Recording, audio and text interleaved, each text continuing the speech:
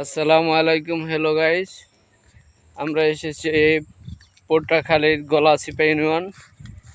এটা হলো একটা বাদশা মিয়ার পুকুর। এই বাদশা মিয়ার পুকুরটা দেখার মতো, আসলে যারা না আসেন তারা কখনো দেখবেন না। উনি আসলে যে বাদশা ছিলেন এটার বাস্তব প্রমাণ হলো তার পুষ্কুনি দেখি। এই দেখেন, এই যে দুলাল ভাই আইছে, এই বাবু আইছে। এই দেখেন, একটা সবচেয়ে মজার বিষয় হলো এইখানে অসংখ্য কুমির এই বাদশা মিয়ার পুষ্কুনিতে থাকে।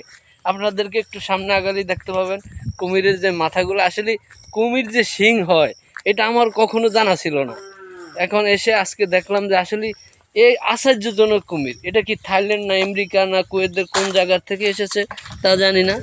দেখেন, আপনাদেরকে বাগানের ভিতরে কুমিরের দৃশ্যগুলা দেখতেছে। এই দেখেন দেখেন, আরে আল্লাহ, এখানে কুমির চাষ হয় নাকি? হ্যাঁ ভাই, হ্যাঁ হ্যাঁ ভাই, এখানে কি কুমির চাষ হয়? কুমিরের চাষ হয়। ও, আর এই কুমির কি বিভিন্ন দেশে বিক্রি করা হয়? বিক্রি করা হয়। ও আচ্ছা আচ্ছা আচ্ছা। এই যে বাদশা মিয়ার কর্মচারী, এই দেখেন।